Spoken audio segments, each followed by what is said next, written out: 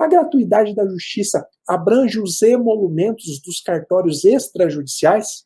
Essa é uma pergunta muito importante, de aplicação prática relevante. E a resposta é sim. Sim, mas desde que o ato que se precisa cumprir lá no cartório extrajudicial tenha relação com o objeto da ação em que a gratuidade for deferida. Onde que está previsto isso, professor? Onde que você criou e onde que você inventou isso? Isso está no artigo 98, parágrafo 1º, inciso 9 do Código de Processo Civil. Tá? Lá ele diz que a gratuidade da justiça compreende, e lá no inciso 9 fala, os emolumentos devidos aos notários, aos registradores, em decorrência da prática desses atos. Vamos ver algum exemplo? Imagina, então, que você conseguiu uma sentença de uso capião, declarando que o seu cliente ele tem direito a determinada área de terra. E lá nessa ação de uso capião, o seu cliente teve a justiça gratuita. E na hora de registrar essa sentença lá no cartório, você vai ter que pagar os emolumentos cartorários? Não, você vai formular um pedido por escrito lá para o registrador, dizendo e comprovando que lá no seu processo você teve a justiça gratuita. Você vai tirar cópia da decisão do juiz que deferiu a gratuidade da justiça e vai pedir a extensão da gratuidade para as despesas cartorárias. Tá? O mesmo vale, por exemplo, para uma execução. Imagina que você entrou com a execução de um cheque, você pediu a justiça gratuita e o juiz concedeu, e aí você vai fazer a averbação premonitória, que está lá no artigo 828 do Código de Processo Civil. Eu ensino isso para os meus alunos de execução, né? A averbação premonitória. É um ato que se faz no cartório de registro de imóveis. Se o juiz da execução deferiu a gratuidade para o seu cliente, a averbação também vai ser gratuita. Esse emolumento cartorário você não vai ter que pagar. Mas lembra que eu disse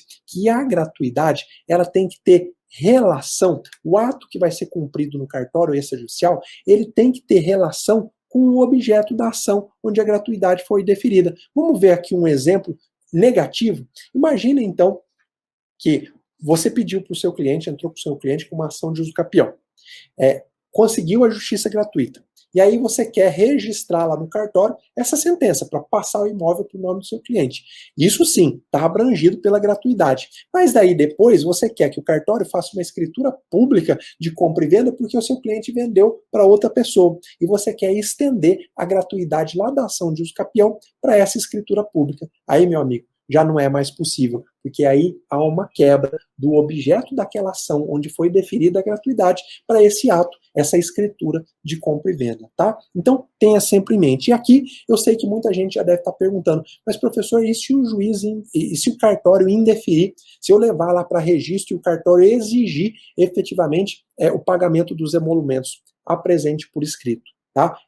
Peça, faça o requerimento de registro por escrito com a extensão da gratuidade e junto o comprovante de que lá no seu processo você teve a gratuidade da justiça. Se você fizer isso, o cartorário não vai ter como indeferir o seu pedido. E se ele indeferir, aí você pode formular uma reclamação para o juiz diretor do foro.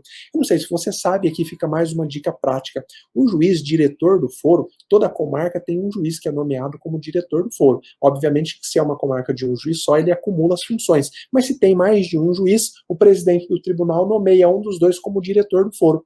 Ele é o corregedor permanente dos cartórios extrajudiciais. É ele que tem o poder de decidir se o cartorário agiu certo ou agiu de forma equivocada. Tá? Então, se na prática a gratuidade não for estendida para um emolumento cartorário, e se você pedir para o cartorário e ele indeferir o seu pedido indevidamente, você pode abrir uma reclamação para o juiz diretor do foro, e o juiz diretor do foro pode modificar e determinar que o cartorário faça sem exigir os emolumentos, tá bom?